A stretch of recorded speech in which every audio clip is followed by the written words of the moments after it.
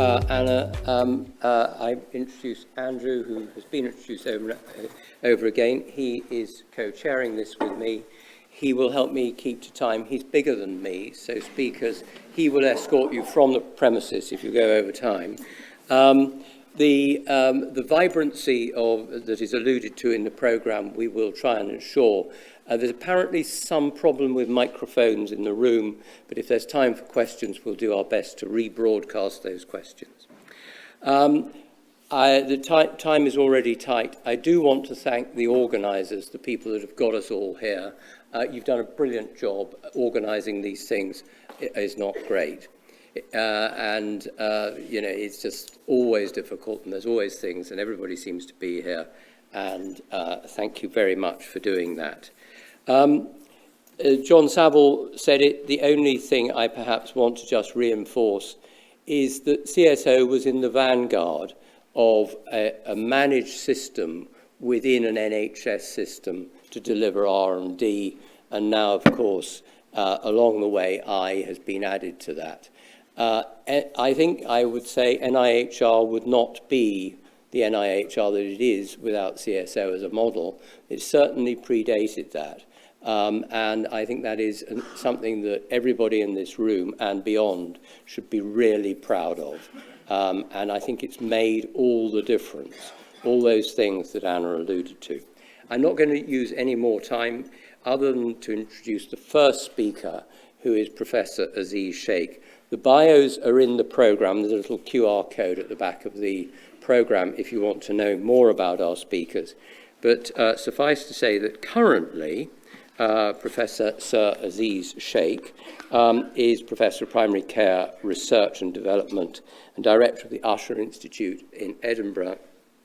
He's had a terrible rush of blood to the head, and he's going to take on the Nuffield Chair of Primary Care in Oxford in due course. And whilst we'll be very sad to lose him from Scotland, we do wish you all the very best with that. Aziz was very active during COVID. He will talk about that, but I want to emphasize that that what he did was a paradigm of using real-time data to deliver real-time information within days, weeks, that informed policy. And I think that was absolutely tremendous. So over to you, Aziz. Thank you very much.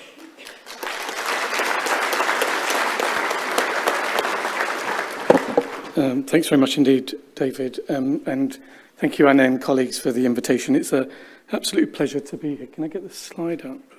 Okay, so just as an example of an innovative nation, we are. So I've had an eventful morning. My secretary was looking for a parking place. So, this kind of innovative approach of hiring out your driveways. I've never used this before. But apparently just park. So, I went there and parked this morning, and then this guy came out and said, "You're in my effing drive." And I couldn't really understand the rest of it because it was this thick Glaswegian accent. But then he realised he'd got it wrong, and he said, "Are you off to the hospital?" And then he gave me a hug. Absolutely.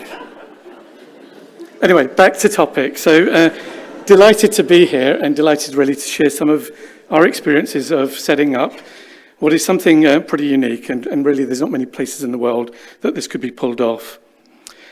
Just some conflicts of interest, relevant disclosures, but also funders, and very, very grateful to CSO and the Scottish Government and a variety of other funders for supporting this work. The platform that we've set up is called EAVE2. It's called EAVE2 for a reason. The reason being is during the previous pandemic, we'd set up a platform across Scotland. This was H1N1 swine flu, so a decade or so ago. And at the time, what we did is we linked GP data with testing, vaccination, hospitalisation, and mortality data, and did that on around 250,000 people across Scotland. Now, that was pretty unique at its time. We used Scotland's unique identifier, CAI, the Community Health Index number, to be able to do that. And what we were able to do is produce the world's first national estimates of how well the vaccine was working at the time. The trouble is we produced that estimate 3 years after that pandemic broke. So academically resulted in a great output, but sort of policy-wise, it was absolutely, next to useless really, because it came far, far too late. So when the current pandemic broke, what we did is we pulled that platform out of hibernation, and what we did at the instruction of the Scottish Government at the time, the Cabinet Secretary for Health and Sport, Jean Freeman, we worked with Public Health Scotland to expand this platform and try to make it sort of entire nation, and actually we pulled that off. So this was now 99% of the Scottish population covered. So those same data linkages that I described, plus quite a few others. We had three sort of key aims. One was to try and understand the epidemiology of COVID-19 as it was evolving in Scotland. Secondly, to inform deliberations on risk stratification, which were incredibly important and remain incredibly important. And thirdly, to really create a platform that would allow us to generate real-world effectiveness on vaccines as they were rolled out in terms of uptake, safety and effectiveness, but then also, other therapeutics that would hopefully come on stream. Now, this has been a massive team effort, and it's involved academic institutions from across Scotland, as you can see, working hand in glove with our national public health agency, Public Health Scotland, and it's been an absolutely fantastic partnership, and long may this continue. This team worked incredibly hard. Virtually all of this was remote. We only met on 2 occasions, and this is one of our meetings that we had. So members of the team there, not all of them, but certainly an absolutely fantastic team. We had patient and public involvement baked into this throughout. So a fantastic group from across Scotland and the UK who were advising us, and they were advising us on every single aspect of what we were doing, right through from which questions to prioritise, through to how to disseminate this work, being co-authors on publication, troubleshooting, everything in between really, lobbying government for where there were data gaps, for example. This is a kind of a cartoon, a graphic of what we created. So an end-to-end, real-time, longitudinal cohort of the entire population. And really, there's only one other place in the world that's pulled that off, and that's Qatar. There's nowhere else on the planet that's been able to achieve this. As a result of that, what we were able to do is we were able to prioritize questions that really mattered to our decision makers, and really generate, requests really for all of these funding bodies, government COVID bodies, you've all heard of because, and you're still hearing about with the COVID inquiry going on, so in the news continuously. But we try to prioritise questions that really mattered to our policymakers. So there was that synergistic relationship with them. And I'll just pause there for a minute and give you a chance to look at this. But so many of the world's first scientific answers around this pandemic came from Scotland. And it was only because we had the data there and this phenomenal sort of multidisciplinary team working hand in glove with the National Public Health Agency. So the world's first real-world effectiveness analysis that shaped vaccine policy decisions globally. Some of the world's first safety analysis around vaccines. Some of the world's first analysis, for example, on increased severity of Delta. The second in the world around reduced severity of Omicron. Mark Wallace is in the audience. Mark was part of that, for example. We then worked with media agencies, and we worked proactively with them through the Science Media Centre, worked with journalists. We were checking their stories, their figures, their tables, because there wasn't really any margin for error. And we were doing this not only sort of in Scotland and the UK, but we were doing this globally. And I think what we were able to do was actually generate some useful evidence that, and I think what Patrick said to me is that many people were sort of voicing their opinions. What the EAVE2 team did was actually give data when it was needed.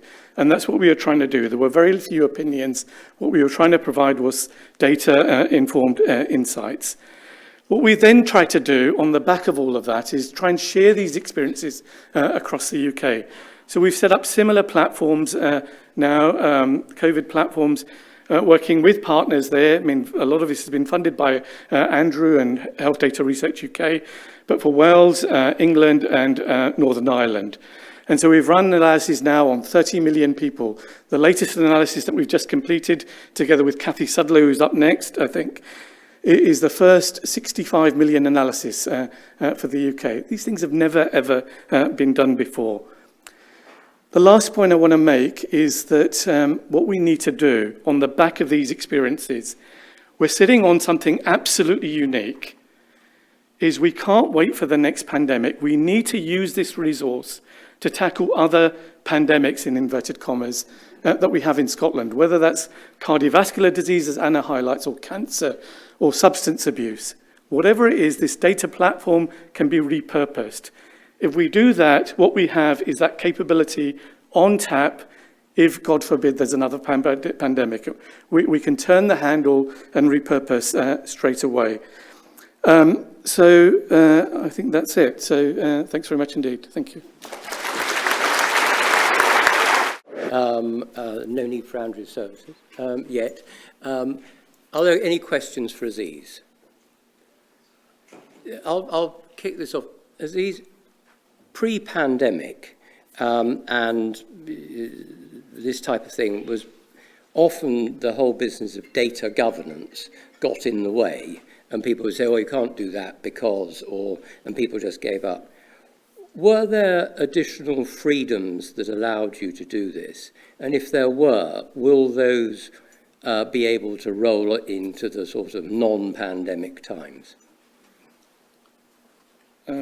Yeah, so David, I think, and I'm just going to speak absolutely frankly, I think IG is a complete mess in the UK.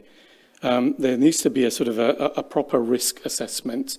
Yes, of course, there are risks associated with using data, and safeguards need to be in place, but there are massive risks if we do not use data. So pre-pandemic, if you wanted to, you couldn't run an analysis like this. It just wasn't possible. During the pandemic, we had political ear cover. People were desperate for answers. And what we were able to do is work with one set of permissions. It took me about 9 months to get a data platform that was in hibernation with permissions in place reactivated. That costs lives. That costs lives in the UK. I've made that clear in my response to the COVID inquiry. What then happened was that permissions were put in place to allow us to work under one set of permissions to do this for the whole of Scotland. What we've now got is we've got regression. So at the moment, we cannot get updates for GP data because nobody's made a decision on this front. Somebody's got to get this sorted out for Scotland.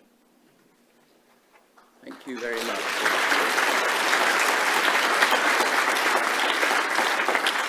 It is technically time for one more question, but maybe we'll catch up. Aziz, thank you very much. I'll hand over to Andrew. Thanks, David. And may I say, what a great pleasure it is to be back in Scotland. And there are great things happening in Scotland, and it's a fantastic meeting, so all credit to Anna. I had the privilege of being chief scientist from 2012 to 2017, and can I thank both Anna and David for clearing up the mess I left behind. However, we're going to move on. We're going to move on to omics and genomics. In 2006, it was Roland Jung who sponsored an initiative called Generation Scotland, which was a complementary initiative to UK Biobank. And I had the privilege of working with Anna, David Porteous, who should get a big mention, and Blair Smith in Aberdeen and Dundee in setting this show on the road. And I'm delighted today to welcome Heather Whalley, who's the Chief Scientist of Generation Scotland and also a Professor of Neuroscience and Mental Health at the University of Edinburgh. So please join me in giving Heather a great welcome.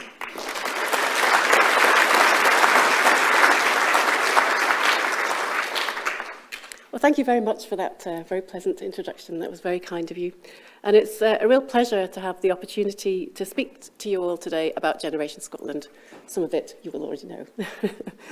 So I'm really going to give a brief summary of the original cohort, and then I'm going to move on to talk about plans for Next Generation Scotland. So Generation Scotland, for those of you that don't know, is a large family and population-based study established as a resource for research into the genetic and environmental determinants of physical and mental health. It was established in 2006 and funded by the CSO, and is a collaboration between the universities of Aberdeen, Dundee, Edinburgh, Glasgow, and NHS Scotland. And we're also overseen by a scientific steering committee chaired by Anna, with representatives from all of the universities that I just mentioned.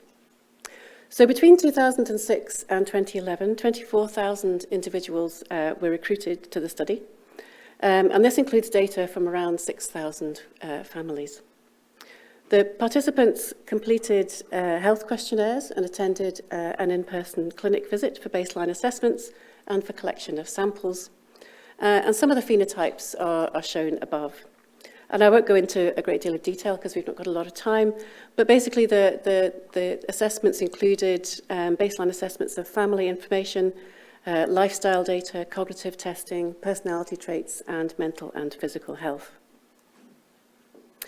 And alongside the questionnaire-based data, we also took biological samples at the clinic visit, which included blood, saliva, and urine.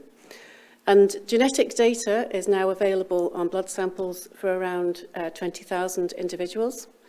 Blood-based methylation data has been generated using the EPIC array on around 19,000 individuals, and is currently one of the largest studies in the world for methylation data. And protein levels have been quantified in over 1,000 plasma samples using the SomaScan array.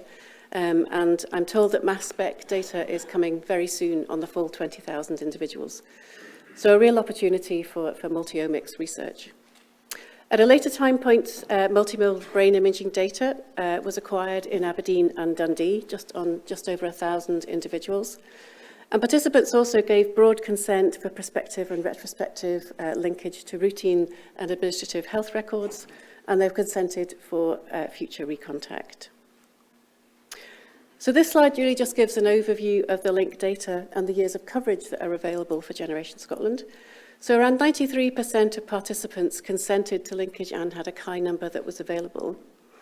And I won't go through the details, but you can see from the slide that the coverage for the link data includes many of the SMR data, prescriptions and other data sets, including COVID-related data, diabetes and primary care. And we get regular data refreshes, and new data is added as it becomes available for use by researchers.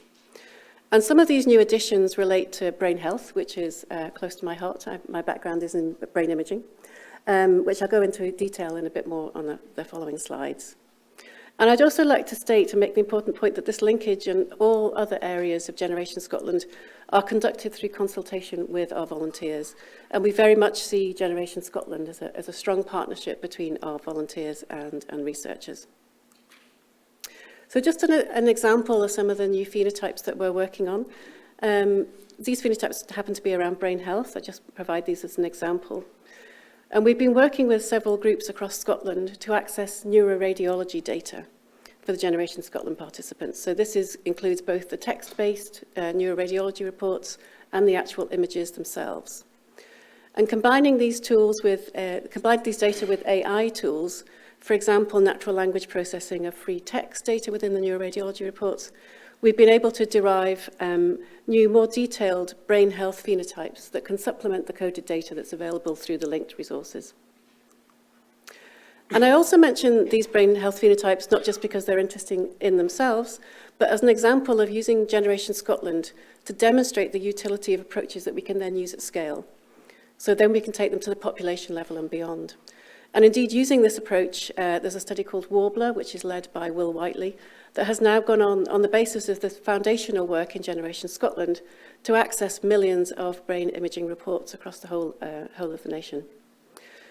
Other phenotypes that we're in the process of generating in Generation Scotland, which could follow similar approaches, are deriving antidepressant treatment response variables using NLP tools from health records, testing the feasibility of neonatal Guthrie blood spot tests for genetics and methylation analysis, and testing access to retinal scans for research. And these could just be the start of any number of opportunities. So just to change direction a bit, I'd just like to talk about our current phrase of Generation Scotland that we refer to as Next Gen Scot, Next Generation Scotland. So we were awarded new funding from the Wellcome Trust to recruit a further 20,000 new participants into the study. And this includes anybody living in Scotland over the age of 12. We have a focus on passive and remote data collection, trying to move with the times. So there's no need to attend a clinic visit for this round of data collection, which allows us a broader reach in terms of harder to reach communities.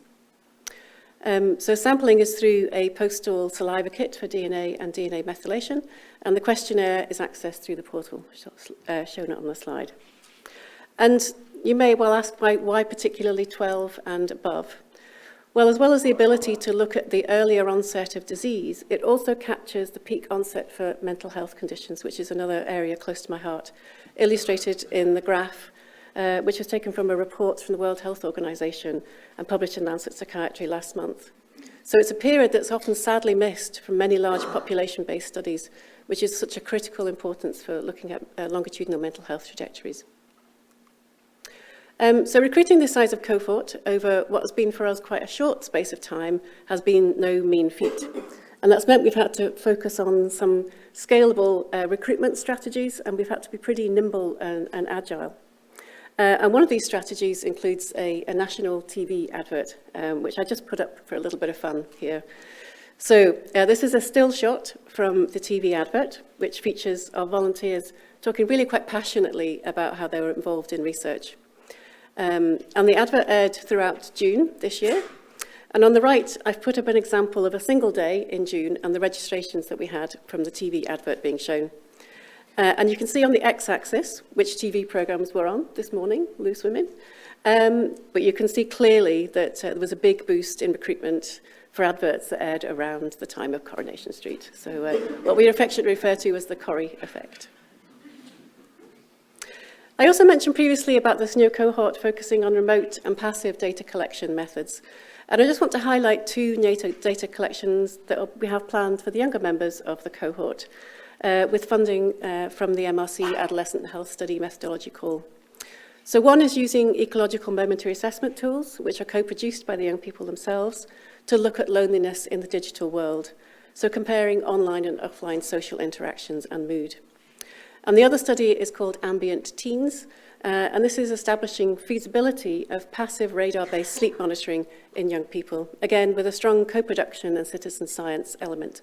And Sarah, our young person engagement officer, is talking about some of these young person engagement activities later. So before I finish, I'd just like to round off the talk by saying that if you're interested in any of the data I've covered or any of the data I've not covered or anything that we've not yet even thought of, please do get in touch. Or as an unashamed plug, that you could even think about signing up. So anybody in Scotland over the age of 12 can join up. Quite broad parameters for recruitment. And either way, we're a really friendly team and we would love to hear from you. So I'd like to say thank you to the Generation Scotland team, shown on the left, and many here today with posters and other talks. To the participants and the volunteers shown on the right with their brain scans that were conducted. To the contributors from the other universities and teams, and finally to the funders, and thanks to yourselves for listening. There must be some questions. Well, I'm looking for people to be bold. But I'll kick off, because if you look at the UK landscape, Heather, we're very strong in population cohorts. For example, UK Biobank with 500,000. Our Future Health, I understand, is aiming for 5 million people and is approaching 1 million recruits. What distinctive scientific value do you think family-based studies offer beyond population cohorts? Well, that's a really interesting question and a very important point for all these big studies that are coming through. And obviously the ability of having family structure within the data allows you to look at heritability of particular traits, and that's really the foundation of Generation Scotland, and the importance of bringing in these younger generations into the study. Yeah. So, an early career researcher, Ian McInnes. I'd like even more, Andrew. I'll shout. I hope people can hear me. Generation Scotland was just amazing. Can I ask about your thoughts on revisiting those who contribute, to think particularly about the epigenetic changes that might occur over time? And now that you have people aged 12 on, that's super exciting. So any thoughts about whether there's recall and whether we could learn about environmental impact at the genetic level over time? Absolutely, yeah, that's one of the things that we are very keen to do, and another advantage of the study of having such an excellent longitudinal cohort and longitudinal epigenetic data, of which there are some within Generation Scotland already, but it would be great to do a follow-up wave of accessing that data. At the moment, we are kind of all steam ahead on recruiting our new 20,000 volunteers, but it's definitely something that would be in the pipeline further down the line. Thank you. Okay, any final questions? Okay, join me again. There's one. Fantastic. And perhaps if you could say who you are, so that everyone knows, that would be great. Thank you. My name is Heng Leong, based in Glasgow.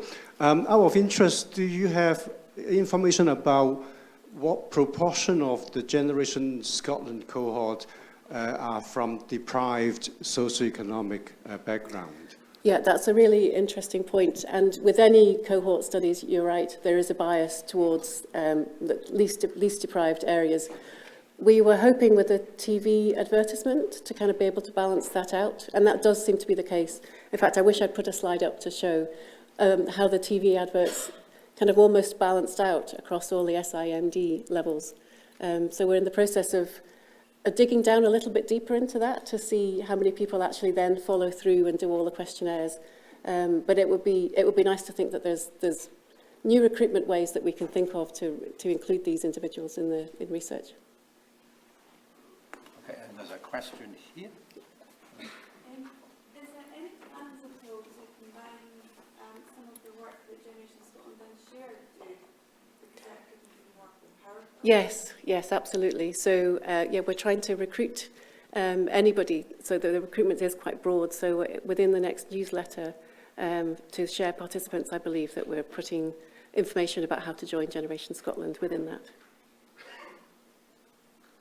Okay, thank you.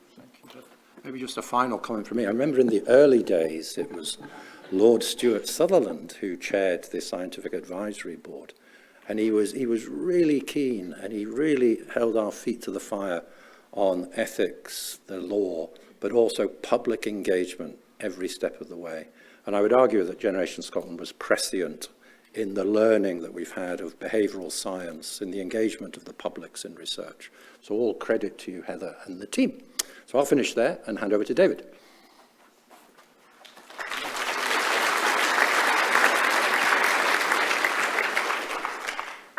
The final block in this session, I'm absolutely delighted to be introducing. When I started as Chief Scientist back in 2017, there was a call that went out from UK government, and we had a very large meeting, and there was a single application from Scotland that went forward that funded iCAIRD. And it was a huge effort. It was a huge effort to get that together. It was supported by everyone, and it's gone in lots of different directions. I've watched it all the way through being Chief Scientist and beyond. And I'm delighted to say that Ken Sutherland is here with somebody who in the programme is called James Blackwood, but is known as JD to everyone. And they're going to do a double act. I'm told by Ken that he has some pretty slides and JD has the important ones. I'll let you be the judge of that. But I've got my ears pinned back to hear how iCAIRD really went. Over to the pair of you. Thank you. Thank you. Thank you for the intro, David, and thank you, Anna, and everyone for the opportunity to come and talk to you today. As David just said, I'm going to be very brief and talk to you why I'd really want to explain to you why Canon got involved and how we got engaged and how the project kicked off. So first of all, a tiny bit about Canon. So Canon Medical is my employer, so that's my one obligation, is to inform you of that. So we're a global medical diagnostics company, really, Japanese-owned medical diagnostics company. Operate here in Scotland with a research and development centre. And And we're here for 3 reasons on the slides here. We're here because we've got some history. The company that we own now was founded almost 30 years ago in Edinburgh. We're here because there's a fantastic ecosystem for innovation in Scotland, and we're here because of the fantastic talent and resources that we can employ and retain throughout Scotland. So that's why we're here, and that's why we've chosen to work in this area. Particularly, we've chosen to do a lot of work in AI. It's a very, very busy slide. This is our corporate messaging. So as you can imagine, big corporate company, big corporate, complicated message. Important bit's the bit up there on the top right-hand side. And that's where we're going. Where we're going is precision medicine. And as we say it there, smart workflow. What do we mean by that? We're talking about AI and automation.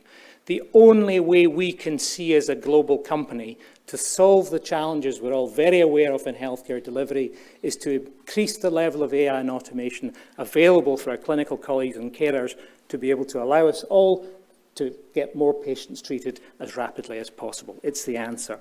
So we're here in Scotland, and we're supported by a fantastic set of organisations active in this area, some of whom have participated directly in iCAIRD, and some of us really helped get there. You've heard already about the triple helix. I learned a great deal about it some years ago now. The iCAIRD project is a perfect example of the triple helix model in action.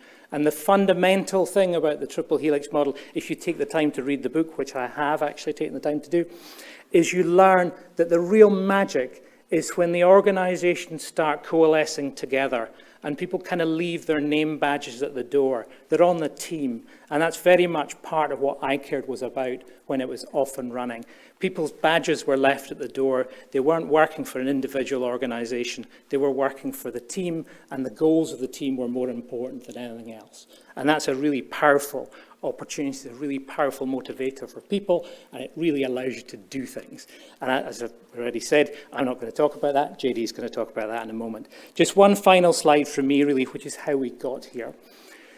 One of the things I learned, and again, a personal observation, I learned it's incredibly difficult to put together a consortium for a grant like this. I was helped by many people, some of them on this slide, many of them in this room, many of them not named on this slide who also helped from behind the scenes, and I'm incredibly grateful for the advice and support and encouragement I got throughout the process, not just from my own team in Canon Medical, who helped me get this going and help participate in this, but from, as I say, many others from across the different sectors and the different groups involved. But it took us pretty much 2 years to get it put together and to get it going. And it really is a really important thing to remember that when you hear about things that achieve a great deal, and that's what JD is just going to talk about, it takes a great deal of time to put these together. And that's just something to remember as we start to put these ideas together and something similar for the future. But we are able to do it here in Scotland with the will, the expertise, the people, and the environment. So without any more ado, I'll hand over to my colleague, JD. Morning, everybody. So the Industrial Centre for Artificial Intelligence and Digital Diagnostics, or iCAIRD, was a 4-year programme financed by industrial partners and Innovate UK. I don't know what's going on with these slides. I'm just going to have to keep going backwards and forwards. It was the UK's first national centre of excellence for research in healthcare AI, especially medical imaging in radiology and pathology, and built, I don't know if there's any way we can, there we go, sorted. So, not sorted. Yeah. That's it, yeah, AI's taken over, that's what's happened. So it's run by a central multidisciplinary team from the NHS, academia, and our primary industrial partners, Canon and Philips. And we began with 10 partners, with 10 projects, and with £10 million. And we grew to be the largest healthcare AI research programme in the UK, with 50 projects, 40 partners and over 400 staff, and £25 million of public and private funding. A quadruple national award-winning programme we helped to securely and safely. So we were a quadruple national award-winning programme.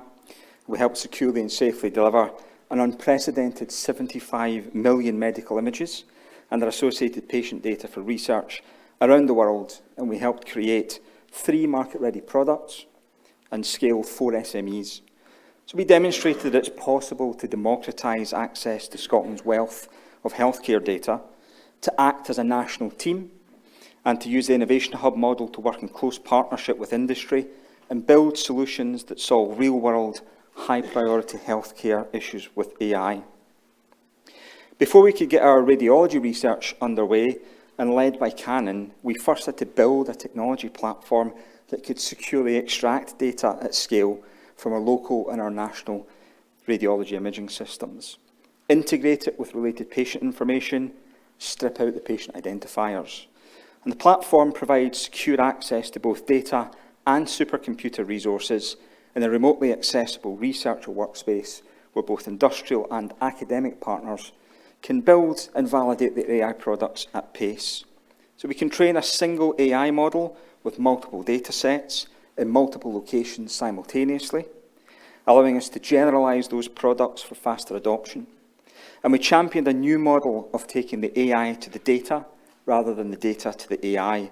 And both of those approaches are now at the heart of NHS England's Federated Secure Data Environment programme. We can also take an AI model and validate it in a shadow clinical environment using live data sourced from cornerstone clinical systems. Now, when iCAIRD began, histopathology in Scotland was still being performed using glass slides and microscopes. So working with Philips, we created the 3rd largest digital pathology site in the world, digitising around 600,000 slides each year and generating a data archive of over 2 million images. Over 98% of histopathology slides are now digitised at GGC, and over 80% of cases are reported digitally using those images.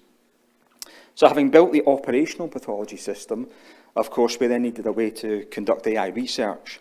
So we built a shadow clinical research environment and a platform that allowed us to integrate multiple AI technologies into the shadow clinical workflow. And this makes us one of the world's go-to locations for digital pathology research and the ideal place to gather real-world evidence on pathology artificial intelligence. Now, what makes the radiology research somewhat unique at iCAIRD is the volume and breadth of the imaging we were able to bring to our projects. Over 1 million chest x-rays used to train our chest radiology triage and COVID applications, over 30,000 head CTs representing about 12 million individual images for our acute stroke project, and over 100,000 mammograms used to validate our breast screening technology. Data we already had in Scotland, it's just that we couldn't access it until iCAIRD. It was a different problem in pathology. It took us around 2.5 years to digitise histopathology and to build a sufficient volume of imaging for research. And I want to draw your attention to the scale of that endeavour, from 0 to 20 projects in just 1.5 years. But I also want to direct you to the diversity of those projects. So the projects in red were mostly at-market or near-market artificial intelligence products. So we had pathologists validate the utility and the performance against real data. But the projects in blue are what we call frontier research. So these projects demonstrate the art of the possible when you combine data with AI, and included everything from using cellular laser ablation and AI to essentially sniff the presence of cancer, to groundbreaking molecular profiling that used AI to analyse gene activity in a tissue sample. Now, we sometimes think of AI as something that will happen to healthcare in the future, but I guess I'm here to tell you that AI has already been used in healthcare across Scotland. So virtually every health board is using AI to measure paediatric bone growth. GGC are using AI in paediatric cardiology. The Beatson is using AI to generate dynamic radiotherapy treatment plans. And most, if not all, boards have AI integrated into their imaging scanners. On top of that, we're in the midst of a national procurement for an AI solution that could half the door in and out time for stroke patients and triple the number who will recover with no or only slight disability. But adoption is sadly moving at a snail's pace because we need to gather more real-world evidence that AI products are clinically effective and deliver value within what are complex and often inconsistent clinical pathways. And it's no accident that the middle column is so full. With the right strategy and support, I think we could achieve a tipping point where over the next 2 to 3 years, we'll move from research to wide-scale adoption of AI in Scotland's healthcare sector. And take breast imaging as an example. Evidence from iCAIRD and from the Karolinska Institute shows that artificial intelligence could replace the second radiologist in our double reader screening programme, and it can improve the overall efficiency of the service by up to 40%. Or lung cancer detections. Live clinical studies in NHS GGC and Grampian are currently producing evidence of the clinical effectiveness, the acceptability and the value of AI to detect signs of lung cancer on chest x-rays, which could potentially reduce the time to diagnosis by 6 weeks. And both of these studies are feeding into the ANIA pathway to generate a national value case that I hope will result in national deployment across Scotland. So if I'm right, and we're at that tipping point, and we're all behind the bold statements that we made in Scotland's AI strategy, that we want to become a global AI powerhouse, then what are the lessons from iCAIRD and how do we go about making that happen? Well, the great news, of course, is that we've got some strong foundations to build upon. So in terms of data, we have the regional safe havens, the biorepositories, the Scottish Medical Imaging Service, and the National Digital Platform. But access to data is still a bit cumbersome, still a bit slow, and capabilities do vary by region. There is a very good reason that NHS England are investing hundreds of millions of pounds in federated network of secure data environments. We're fortunate to have a national radiology PACS, a national patient identifier. We're implementing a national laboratory information system, and I suspect a national radiology information system in the near future. And we've got unparalleled repositories of national data, if only we could find a way to tap into it. And we have some really exceptional local research and innovation teams within our health boards, supported by regional innovation hubs and national innovation capabilities, such as DHI, Census, and the Data Lab. And through the Innovation Design Authority, Accelerated Innovation Adoption Pathway, CFSD, NSS, and NES, we have a way to harness those local and regional ideas and to scale them nationally. But to be truly successful, we must make a commitment and leadership from both government and the healthcare sectors. So leadership from people who understand AI, who believe in the opportunity, and who can navigate the landscape into which it must be delivered. We must take an iterative, real-world evidence-based approach in areas of key healthcare need, with equitable participation from all regions of Scotland, directed by a health and care AI strategy that establishes the destination and a roadmap that helps us navigate there as one nation. And we need a central coordinating team to help us deliver that strategy, which at the very least can distill learning into policy and produce effective delivery and streamline governance frameworks for the safe and effective and ethical evaluation, adoption and monitoring of AI. And this will be challenging without appropriate technology infrastructure. So we do need national technology platforms for research, deployment, evaluation and post-deployment monitoring of AI within clinical and non-clinical services.